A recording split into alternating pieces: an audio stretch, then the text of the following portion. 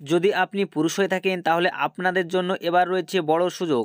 তো বন্ধুরা, আপনাদের জন্য এবার বাংলায় অর্থাৎ পশ্চিমবাংলায় চালু হতে চলেছে পুরুষ স্বনির্ভর গোষ্ঠী। তো বন্ধুরা, এই পুরুষ স্বনির্ভর গোষ্ঠীর মাধ্যমে আপনারা পেয়ে যাবেন 10,000 থেকে 50,000 টাকার ঋণ। তো বন্ধুরা, কিভাবে পাবেন, কবে থেকে পশ্চিমবাংলায় চালু হতে চলেছে, বিস্তারিত জানিয়ে দেবো আজকের এই ভিডিওতে। তার জন্য বন্ধুরা, ভিডিওটি আপনারা প্রথম থেকে শেষ পর্যন্ত আমাদের সঙ্গে থাকবেন। আর ভিডিওটি ভালো লাগলে লাইক করবেন, চ্যানেলে যারা নতুন দর্শক চ্যানেলটিকে সাবস্ক্রাইব করে পাশের বেলে ক্লিক করে নোটিফিকেশনকে অল করে রাখতে ভুলবেন না।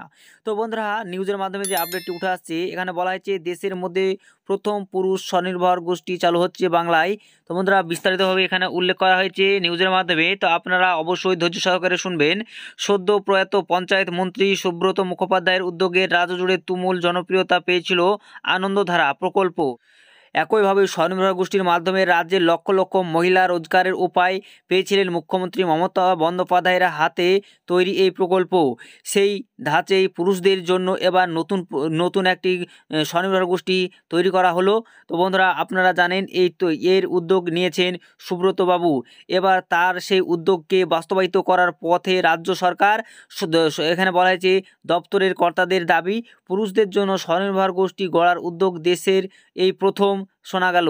তো বন্ধুরা, স্বনির্ভর গোষ্ঠীর মতো করে পুরুষদের যে গ্রুপ বা গোষ্ঠী তৈরি হবে তা সরকারিভাবে প্রডিউসার্স গ্রুপ হিসেবে চিহ্নিত হবে।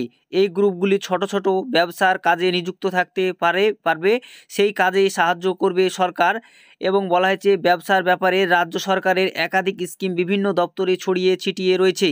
সেই স্কিমগুলিকে এক ছাতার তলায় এনে পুরুষদের সুযোগ করে দেওয়া হচ্ছে। তো বন্ধুরা, রাজ্য সমবায় দপ্তরের আওতায় যে কোঅপারেটিভ ব্যাঙ্কগুলি আছে সেগুলি থেকে এই গ্রুপের সদস্যরা সহজ শর্তে ঋণ নিতে পারবেন। তো বন্ধুরা, বলা হয়েছে আমাদের পশ্চিমবাংলা রাজ্যে যে সমবায় দপ্তরের আওতায় যে কোঅপারেটিভ ব্যাঙ্কগুলি রয়েছে সেগুলি থেকে এই গ্রুপের সদস্যরা সহজ শর্তে ঋণ নিতে পারবেন। তো আরও বলা হয়েছে দপ্তর সূত্রের খবর, প্রকল্পটি চালু হওয়ার পর অন্যান্য ব্যাঙ্কগুলি যাতে ঋণ দিতে উদ্যোগী হয় তার জন্য আলাপ আলোচনা চালাবে রাজ্য সরকার। এক্ষেত্রে উদ্যান পালন, পশুপালন, মৎস্য চাষ, খাদ্য প্রক্রিয়াকরণ, পরিবহন বা পণ্য মজুতকরণের মতো ব্যবসা রয়েছে, বেছে নিতে পারবেন পুরুষরা। তো বন্ধুরা, কাজের সন্ধানে গ্রাম ছেড়ে শহরে চলে আসার প্রবণতা ক্রমশ বাড়ছে। তাতে গ্রামীণ অর্থনীতির পাল থেকে যেমন হাওয়া সরে যাচ্ছে, তেমনি শহরে বাড়ছে কাজের প্রতিযোগিতা। এই সমস্যা কাটাতেই পুরুষদের গোষ্ঠী তৈরির উদ্যোগ নিচ্ছে পঞ্চায়েত দপ্তর। তো বন্ধুরা, পঞ্চায়েত দপ্তর এই উদ্যোগটি নিয়েছে পুরুষ গোষ্ঠী। তো বন্ধুরা, পুরুষদের জন্য যে স্বনির্ভর গোষ্ঠী তৈরি করা হচ্ছে, তো এখানে স্বনির্ভর গোষ্ঠীগুলিতে প্রতিটি সদস্যকে আর্থিক দায় নিতে হবে। সেই জন্য এগুলিকে জয়েন্ট লায়াবিলিটি গ্রুপ বলা হয়। প্রস্তাবিত গ্রুপগুলির ক্ষেত্রেও সেই নিয়ম বলবৎ থাকবে। ব্যক্তিগতভাবে গোষ্ঠীর সদস্যরা ঋণ পেতে পারেন, কিন্তু অন্য সদস্যের ঋণ শোধের ব্যাপারেও প্রত্যেকের দায় থাকবে।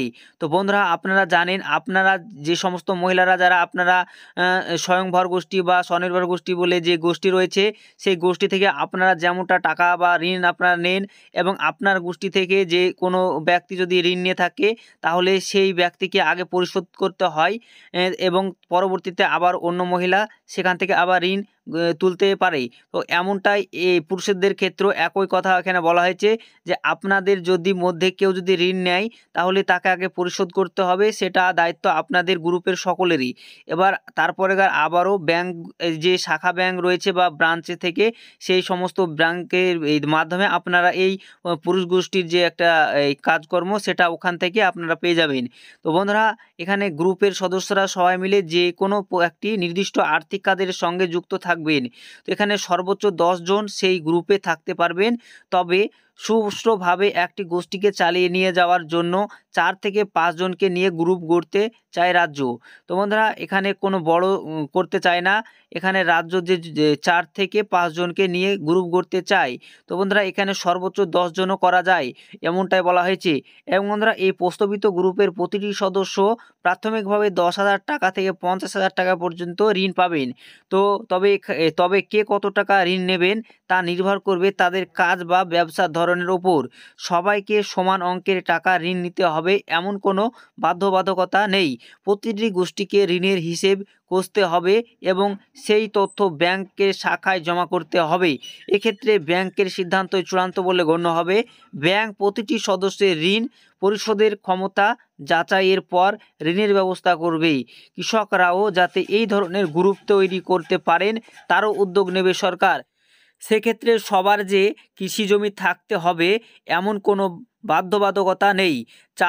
ভাগ চাষ বা অন্যান্য ক্ষেত্রে কৃষকদেরও সেই সুযোগ দেওয়া হবে।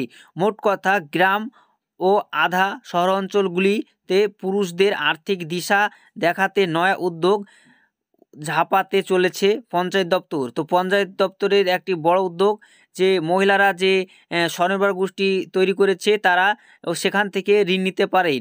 তো বন্ধুরা, আপনারাও এবার যারা পুরুষ রয়েছে তারাও এবার স্বনির্ভর গোষ্ঠীর মাধ্যমে আপনারা ঋণ নিতে পারবেন আপনার এলাকায় বিভিন্ন শাখা ব্যাংক যে সমস্ত ব্যাংকগুলি রয়েছে সেই ব্যাংকের মাধ্যমেই। এবং বন্ধুরা, আপনারা যে কত % হারে সুদ দিতে হবে সেটা এখানে উল্লেখ করানো নেই। তবে বন্ধুরা, কত % হারে আপনাদেরকে সেই সুদে আসলে পরিশোধ করতে হবে ব্যাংকগুলিকে তা এখন বলা নেই। তো বন্ধুরা, পরবর্তীতে আপনাদেরকে জানিয়ে দেবো কোনো আপডেট পেলে। অবশ্যই ভিডিওটি ভালো লাগলে লাইক করবেন, অন্যদেরকে দেখার সুযোগ করে দিয়ে প্রচুর পরিমাণে শেয়ার করে তাদেরকে দেখার সুযোগ করে দেবেন। আর আমাদের চ্যানেলে যারা নতুন দর্শক চ্যানেলকে সাবস্ক্রাইব করুন, পাশের বেলে ক্লিক করে নোটিফিকেশন কল করে রাখবেন।